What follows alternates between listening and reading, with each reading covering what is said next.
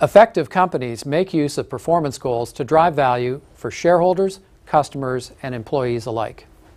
Does your company have a system of metrics in place to measure the value of your company's aircraft? In this video, we'll discuss how to establish metrics to demonstrate how your aircraft help fulfill your company's business objectives. We'll look at best practices and scenarios to consider.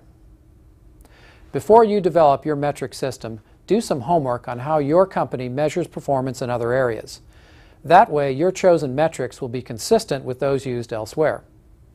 And here's another thought.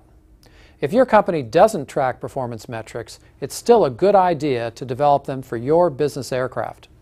That way, you'll be able to demonstrate the contributions the aircraft makes to the company's goals to both internal and external audiences. With that guidance in mind, let's take a look at several practices that go into any process for developing metrics, regardless of a company's size or type. First, ensure your metrics are relevant. Determine what you need to measure and the right way to measure it. How your business aircraft are used should be tied to the company's business goals. For example, if your company places a premium on moving customers to key sites, then track this type of business aircraft use so you can monitor its contribution toward achieving that goal. Second, keep things simple. One common mistake is to try to track everything under the sun. Instead, it's best to begin by ranking and measuring your top 2 or 3 priorities. This approach will be less stressful for those involved in tracking the metrics and will encourage their cooperation. Third, be consistent. This means you should use your tracking system the same way every day. If your measurement process is consistent with these guidelines, you'll be off to a great start. Now let's turn to what some sample metrics could look like. A word of caution.